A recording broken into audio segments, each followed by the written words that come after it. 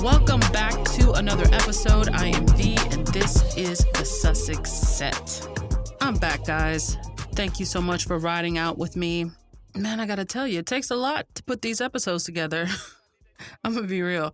It takes a lot from start to finish to keep this thing going and rolling by myself. So that being said, I'm about to bring on some new audio editors to the podcast, and I'm very happy to be taking this step. That will allow me the time freedom to focus on recording and getting my thoughts down and creating rather than rushing to bring something just to have it. I know a lot of people don't care, but it matters to me whether something is sloppy or not. And sometimes, my schedule just does not allow me to be as, not that I'm a perfectionist, but to be as professional as I want to be when I'm rushing to put something out there. But if I'm working with a very small amount of time, then I kind of have to rush it. And so I kind of just got tired of rushing it. That being said, a hearty thank you to all of the people who have joined my Patreon and have supported this podcast. It's because of you.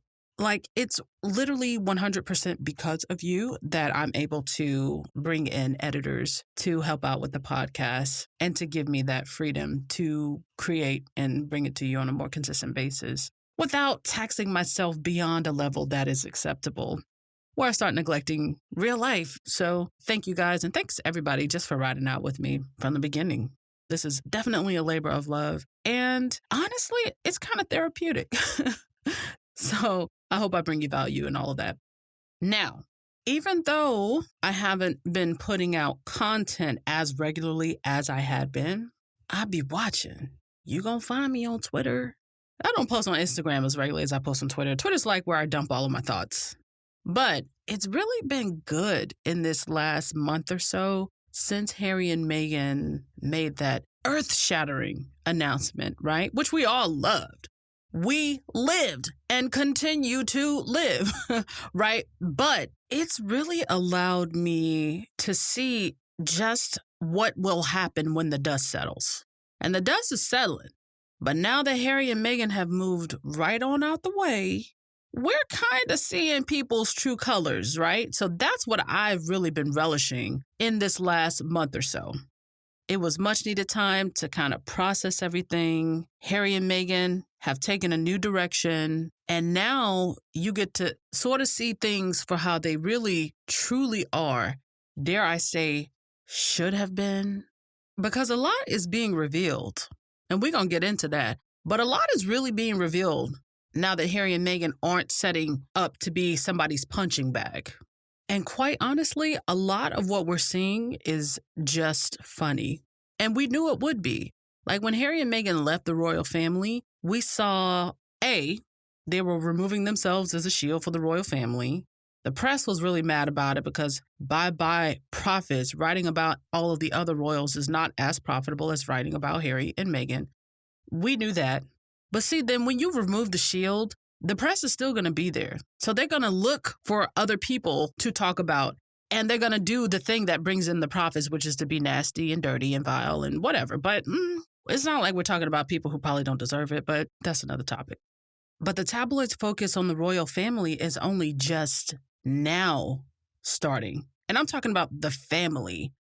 As long as Harry and Meghan were there, it was Harry and Meghan. But now that they're not there, they're going back to focusing on the family, like pre-Harry and Meghan days. And of course, they're not going in on them yet, but at least the focus has shifted. It's just really sad that Harry and Meghan had to move to Canada for that to happen. But the fact that it happened, great. But what's funny is how the press and a lot of these same royal reporters who did nothing but trash Meghan, they're still trying to talk about them. And none of it makes sense. None of it makes sense.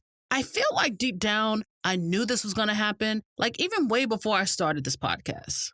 At some point, whenever they decided to move themselves, and this is what we have all believed, the only thing that surprised any of us was how soon it happened. And man, the sooner the better. All power to them.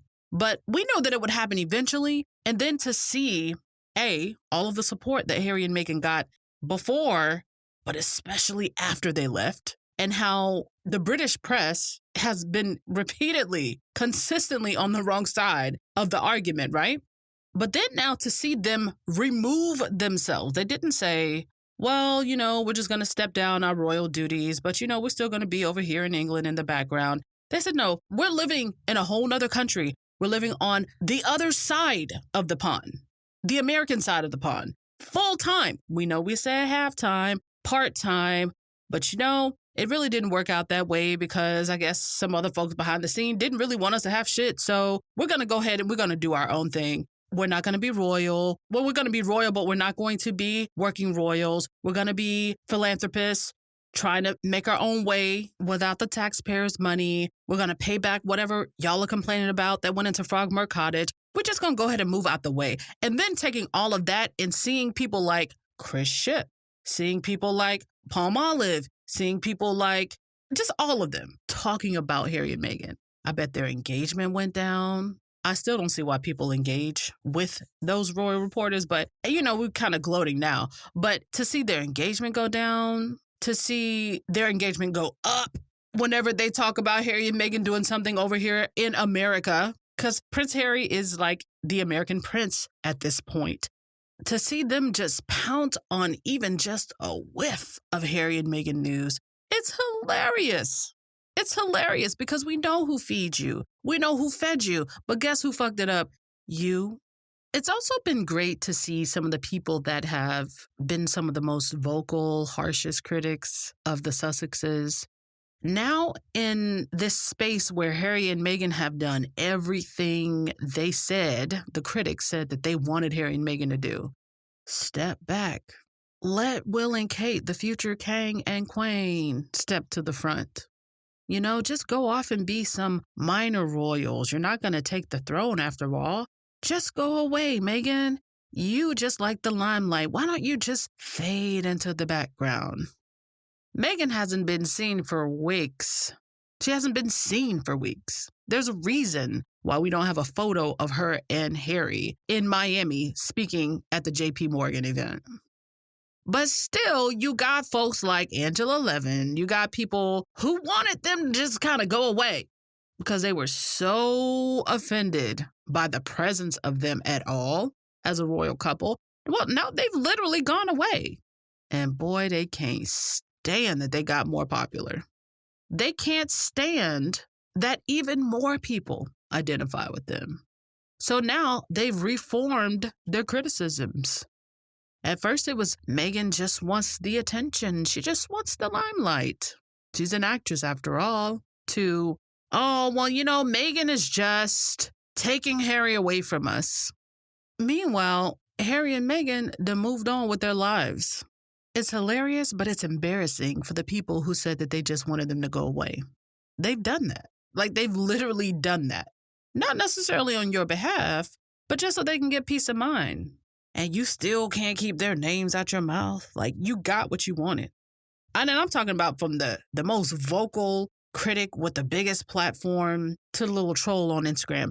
All y'all girls got what you wanted. Why is her name still up in your mouth? So that's been really cool to see. Talk about skeletons. All the skeletons are coming out. Some of them anyway, but they out of the closet. They out of the house. Hell, they in the middle of the street doing Michael Jackson's Thriller routine right now. I mean, look, I already said it. Meghan is pretty much like Celie. She's the Celie in this scenario.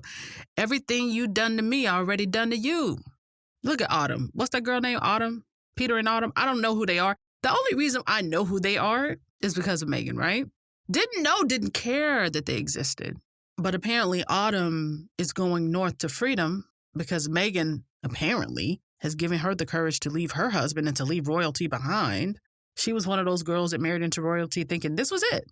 I made it. I'm in the upper echelon. Realizing after you got there that where you really went was the ghetto. Been saying that since episode 1. Honey, I'm really just tickled at the fact that Meghan married into the royal family. Yes, the royal wedding was amazing. But I just imagine her looking around and thinking, what the hell did I marry into? Literally. And in some instances, it was quite serious where she was pregnant and nobody was coming to her defense. But realizing that her surroundings are so bankrupt morally, it's literally a moral ghetto. That's really what I mean when I call whatever the royal family exists in the ghetto. To me, they're bankrupt. Looking around, realizing that, oh, damn, my shit was actually nice before I moved up in here. And Harry saying, baby, get your shit. We finna go. And they left. So Autumn's trying to leave too. And I find it very hard to believe that Autumn would have left her husband had Meghan just decided, yeah, I guess I'll just have to put up with it. And by the way, for people who don't know, Autumn is married to Peter. Peter, I believe, girl, because I could be wrong, because again, don't care. I believe Peter is Princess Anne's son, the guy that was hawking milk in China to pay his bills. And Anne is the Queen's daughter. The Queen's granddaughter-in-law left her husband and said, yeah, going back to Canada, eh? Because this ain't for me, yo. And that's that. Then the thing that got me, though, is like how the press tried to spin it and say, it didn't really strike me as negative, but it was trying to open the door for blame to go in. Like, oh, Meghan came in and disrupted the whole thing. Because the girl supposedly said that Meghan leaving the royal family, her and Harry going to Canada gave her the courage to leave the royal family as well, or divorce her husband and all that. Again, it's just another opportunity for them to talk about Meghan. Even though Meghan ain't got nothing to do with them, I wouldn't be surprised if Meghan has never uttered 10 words to these people. But now sis is headed to freedom. Congrats to her, though. Seriously. Nobody should stay in an unhappy situation, and Meghan inspired people before she became a member of the royal family, before she became Prince Harry's boo. She's been Meghan. Meghan's been her own boo. And it's something powerful in knowing who you are and knowing what you won't tolerate. And the fact that people said to Meghan after she did that interview with Tom Bradby that, you should just be happy that you're in that situation, or you should be happy that you are a member of the royal family. You're a commoner after all. After she said, no, this is a situation where I'm looking around and I'm realizing I'm not thriving. I'm just surviving. It's not good enough. She essentially said, this is not good enough. And then she later demonstrated, her and her husband, why it just wasn't. So the fact that others in her situation, because similar to Meghan, Autumn married into the royal family. She wasn't born into it. Doesn't matter if you were aristocratic or not. It's a little bit different when you're marrying into an establishment like that. Meghan came here, and good for her because she didn't bring a perspective of, oh my God, these are our royals. We really look up to them. Oh, all this history, and it's just the monarchy. It's amazing. I'm so happy to be here. She didn't come into it with that. She came fully knowing who she is, and they stepped away from it all. Of course, it's good to have the support of your husband. It's good that Harry, knowing who he is, being who he is, puts his family, his own family, before his extended royal family and said, this right here is unacceptable. Now, Autumn probably doesn't have a Harry, but still good for her for deciding to go back to Canada, go back to wherever she feels like she had the most peace, because when your peace goes down joining a family, you start to wonder whether you made the right decision. But good for her. Speaking of good news, though, let's get into some. Can we just praise Meghan and Harry for throwing shade in like the classiest, most productive way possible, and following only outlets on Instagram that are promoting good news, positive news, news that shines a light on people being their best selves, people highlighting the best of humanity. What a way to highlight just how ridiculous all of their critics up to this point, led by those in the news media, British tabloid media rather, because it's not really news, but highlighting how ridiculous they are without saying a word, by action, highlighting how much of a waste of time negative fluff news is. So if you don't follow them on Instagram, in short, Harry and Meghan, they highlight causes, they highlight people, individuals, ideas according to who they follow. Knowing that their influence is great, following a few people or a different idea every month. And then when the first of the month rolls around, following a new set of people. Last year in 2019, it was causes and charities. So whether focusing on, self-acceptance or mental health or children's charities or environmental charities. This year, they're going to follow one Instagram account per month. And what I love is, and it almost is the pettiest thing ever, in a good way though. What I love is that in January, they followed Good News Movement, an account on Instagram. By the way, in 30 days, 31 days, their account size doubled. It doubled. And they didn't have 30 followers. They had 200,000 followers. Now they got 400,000 followers. That right there shows you not just the power of good news, because it's a remarkable Instagram account, but it shows you the influence of Harry and Meghan, that everybody is watching that account. Harry and Meghan have always known their influence. So they're using it for good to highlight the other side of what media can be. So February 1 rolls around. Sussex Royal unfollows the Good News Movement, only to turn right back around and follow Global Positive News. It's this is what we are about. This is who we are. And this is who y'all are not, meaning they're critics. We can be positive. We can still say it's okay to be a good person. We can still say it's okay to be a conservationist. We can still say it's okay to buy clothes that are ethically made. We can say all the things that we think are good things to do while you sit there and you criticize the fact that we flew on a private jet, or you sit there and you criticize the fact that we wear clothes that may be expensive or clothes that you can't afford. Fine. But we're still going to be who we are. And look at all this good news happening in the world. You worried about us. You worried about us and our decisions when y'all wanted us to fade into obscurity, and that's exactly what we're trying to do. We're trying to do our own thing. We're letting y'all have this senior royal crap. Look at all this good news in the world. Talk about some of it. Fill your timeline and your tabloids with some of it. Look at all these wonderful people out here doing even just small things that are quite incredible. Stop worrying about when I go hiking with my baby. Stop worrying about how my baby don't even have no title, sis. Stop worrying about what we do in our daily lives. Look at all these wonderful people that you could be highlighting. Why you creeping all up in my comments? Go put some positivity up in the world. That's what we're trying to do. But what I really love about it, in all seriousness, is that it's a way of them demonstrating that they're not going to allow negativity to get them down. They're going to double down on who they are. They've done this time and time again. This is what I believe. I feel like they were pushed out. Yes, they wanted to leave. I think it's a combination of both. It's the same coin. Harry wanted to leave, but they pushed them out also.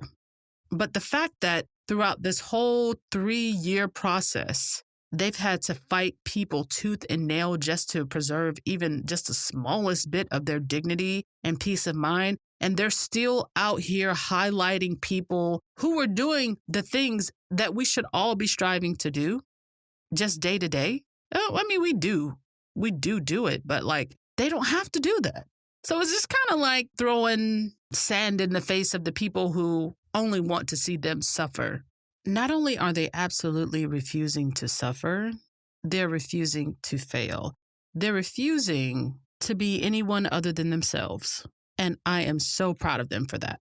I think they are philanthropists at heart. Meghan certainly is. I've always believed that her acting has been a vehicle for her philanthropy. It's just who she is. Her mother is a social worker. I mean, it's not something that is foreign to her. And I think Harry is too. Him being able to witness the care that his mother demonstrated for people, even though she's in a position where she doesn't have to. I think they're going to be amazing. Whether they're billionaires or not, I keep seeing that word floating around. It would be actually like a giant FU. I don't think money is their goal, though. But I mean, heck, they're already richer than the vast majority of humanity. But I don't care whether they get to be billionaires or not. I just think the royal family and their short-sightedness, they forgot that the world wants to see them win. regardless. And I mean them being Harry and Meghan, not the royal family. So I believe what we're seeing is the royal family is like waking up to that. And it's so funny because you had them right there. All you had to do was protect them. I mean, and that's not to say Harry and Meghan wouldn't have struck out on their own regardless, even if they had the most ideal situation inside the royal family, which we know they did not. But they had the power behind the scenes to protect Harry and Meghan so that they weren't treated so poorly. And now they regret it because here goes the Queen. Harry and Meghan, will y'all come back over here? You know, we got this Commonwealth thing, and we sure would love to see you. I mean, you couldn't drag me back to England. Harry being as dutiful as he is, that grandson that respects the Queen, and even though she took away his military appointments, they're going to go back, and that's fine. But they don't have to. But they probably will. But it's just funny to see how it's all playing out. And boy, isn't hindsight 2020? Like, I'd be embarrassed if I were a member of that family. Because see, now, this is what I noticed. When Harry and Meghan, when they left, all the people complaining about Meghan doing this and Meghan being that and Harry doing this and Harry being that, they were like, oh, Will and Kate are going to have all this work now. They're going to have to work for two. These are the same people talking about, well, you know, they're just going to fade into irrelevance after the wedding. So Harry and Meghan, they aren't the future king and queen of England. Well, now y'all future king and queen of England got to work. They got to do the work because they can't hide from the fact that they were not really doing the work before Harry and Meghan became the Duke and Duchess of Sussex anyway. Harry and Meghan were the distraction. Now they're gone. There's no distraction. So now people aren't so quickly shifting their focus from, well, just what are these royals doing? Now that we had, for a very brief amount of time, a couple of years, we had an example of what work ethic in that context is supposed to look like. And now that Harry and Meghan, who don't have to be there, and everybody already understood that Harry and Meghan didn't have to be there. They were kind of there as a favor anyway. But now that they're out here living their lives, now everybody's looking at Will and Kate like, all right, so here y'all go.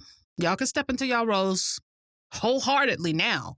Because now you got all the engagements. You got them to yourself now, girl. You got that spotlight. And so I just didn't understand why people were complaining about that. Like, girl, Kate got a lot of energy. Will and Kate, they have a lot of energy of all those engagements they didn't go to before Harry and Meghan joined the family. Now they can go everywhere. And they got the tabloids all to themselves. And of course, when Harry and Meghan do go back in March, I guess that's when this Commonwealth, I can't remember what it's called, the Queen requesting them to come back. Oh, and bring Archie too.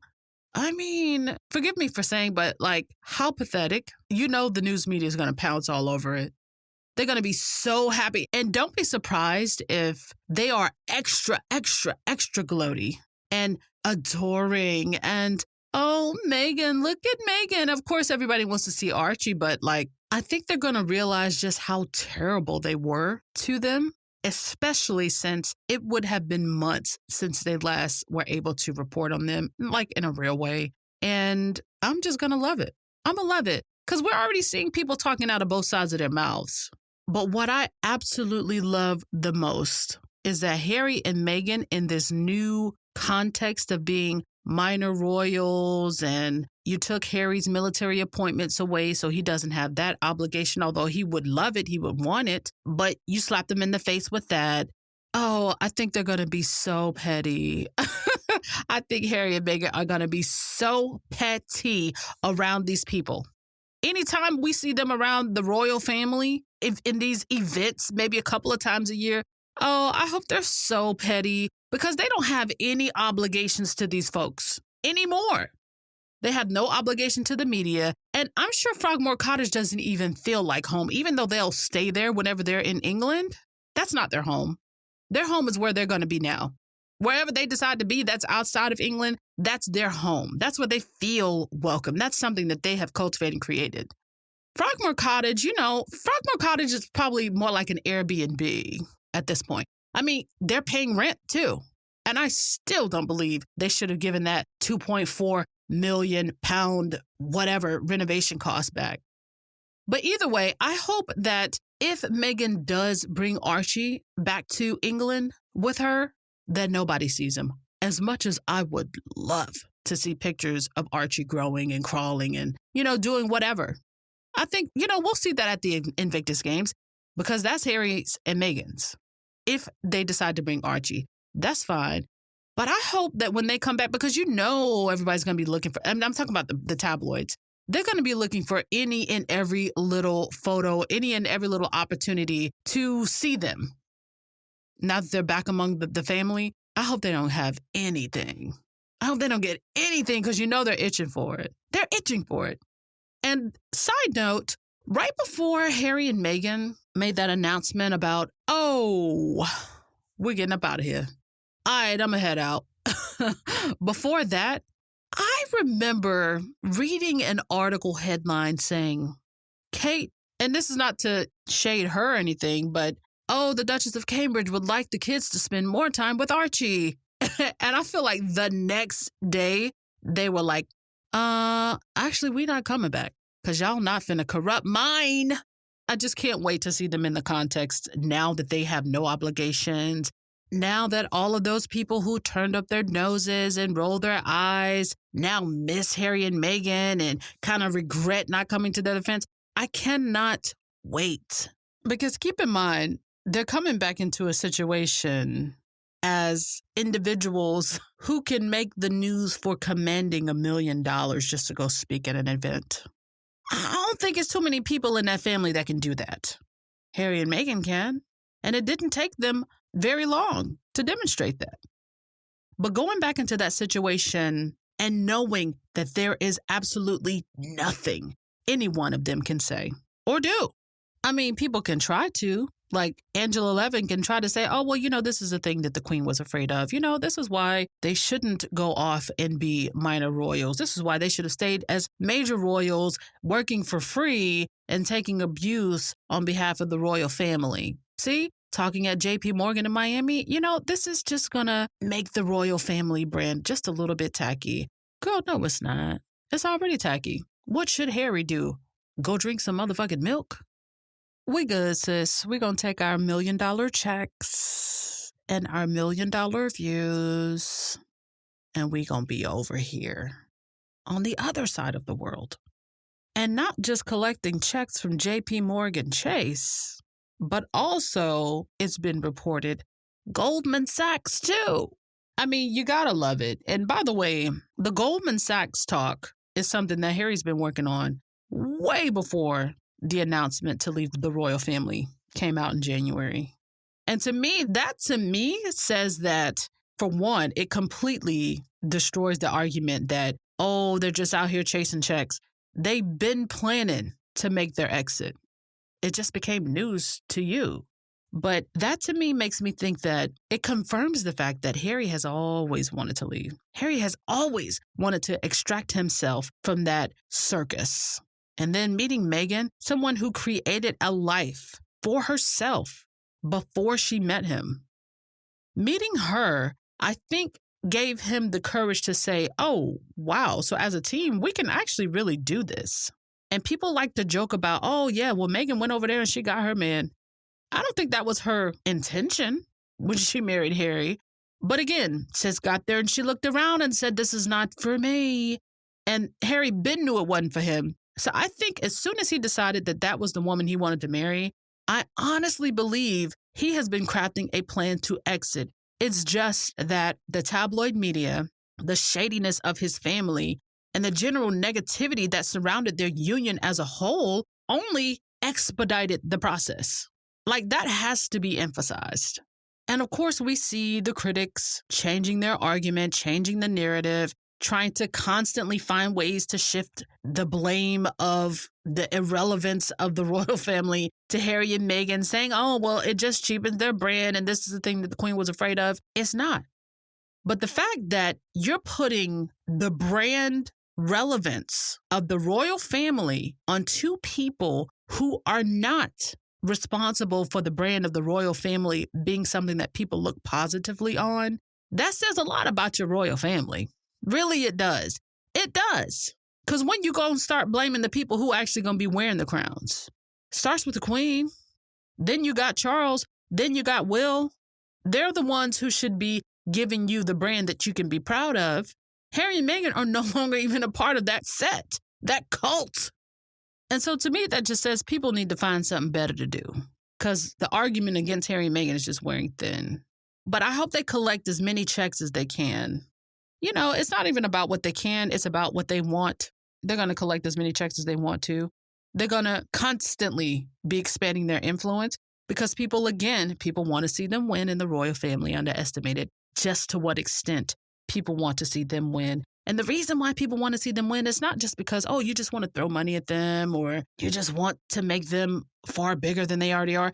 No, what they do, they choose to spend their time highlighting causes and highlighting people that are actually trying to make a positive difference in other people's lives and also ultimately in the world. Everybody wants to see someone who champions that win. And there's another element to this that I've been thinking a lot about lately, and that is, you know, look at Harry and Meghan. They're in their mid to late 30s. That is the age that Diana was when she passed. Knowing who she is, knowing the kind of influence she had on people, knowing what her standards for herself were, even back then, talking about how trash the royal family was, how trash the press was. And then knowing that she was making her own moves to do exactly what Harry and Meghan are doing now, which, by the way, it's still early in 2020. We still got the foundation that they're going to roll out. We have the Invictus Games coming up, and they're starting their lives in this brand new context. So this is their debut year outside of the bullcrap. Diana was only beginning to build a legacy that she could stand on. And kudos to her because she was doing it on her own. And of course, we didn't get to see the full realization of what that would have been. But I really just hope that Harry and Meghan are deciding that not only are we stepping out and doing this for us and for our family or for our own legacy, but we're doing it for my mother, for Diana, who didn't get the chance to really build her own legacy outside of the royal family, outside of being somebody's wife.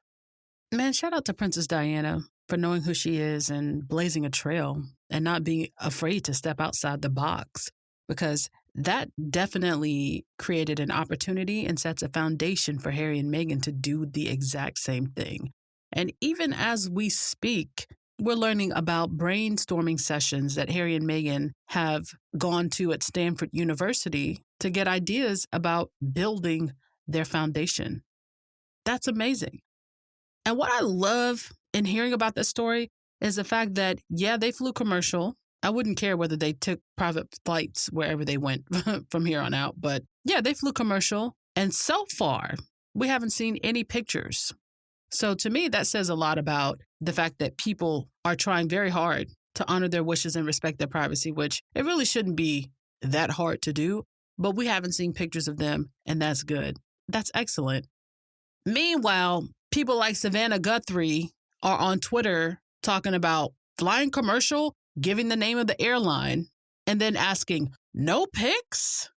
People like that are a big part of the problem. And, you know, I know over the course of this podcast, I've kind of tried to give American media a little bit more of a pass because their coverage hasn't been as nasty. But I still think going on Twitter and pretty much encouraging people for the next time you see Harry and Meghan, snap a few pics so we can have something to talk about. I think that's trash. And I think sometimes when people tweet things, they don't really realize the impact that they could have. But like, don't turn into the Daily Mail. These are people who are out living their lives as private citizens. Don't be such a vulture in the news media that you're going to basically trade your dignity for a few probably bad quality cell phone pics from fellow passengers on any of their flights that they take. That's really beneath you, Savannah. So I'm going to just go ahead and put that out there. And here's what else I want to put out there. Shout out to Edward Enninful for dropping a few facts on the timelines. Turns out Meghan had the best-selling British Vogue in British Vogue history. All the critics, all the girls were talking about, oh, well, she didn't put any white women on the cover. Well, most of the women on the cover weren't white women, essentially. Oh, there's going to be backlash. Oh, well, royals don't edit magazines, and it turns out Meghan's not the first. Meanwhile, there's no backlash, and it's the best-selling issue in British Vogue history. And the fact that Meghan kept that little video, knowing full well she was going to drop it on the timeline, I really believe that even as she edited British Vogue, she and Harry knew they were going to leave at some point. And she's only just demonstrating that she's going to win regardless. She has won. That's really incredible. And that is to say that this is really only the tip of the iceberg. 2020 has a lot of great things in store, and I am really excited to see what's next. That's really all I have for today, guys. Thanks, as always, for tuning in. I really appreciate each and every one of you. Shout out to all the girls on Twitter, keeping receipts as long as CVS, keeping them honest out here, because I've really been getting my life through a lot of you guys' tweets. And just, I think Sussex Squad's ability to keep things light and to make fun of the ridiculous has really been one of the highlights of this whole thing through all of the BS. So shout out to all of you guys. And of course, definitely, once again, shout out to all of my patrons who have continued to support the podcast and are directly contributing to the fact that I'm able to have an editor for this podcast. So bless all of y'all. Make sure you hit me up on Twitter at Sussex Squad. Find me on Instagram at Sussex Set. And make sure you're following Sussex Royal on Instagram as well. It's going to be a great year. Keep shining, keep winning, and until next time, peace. I'm a bad bitch. You can't kill me.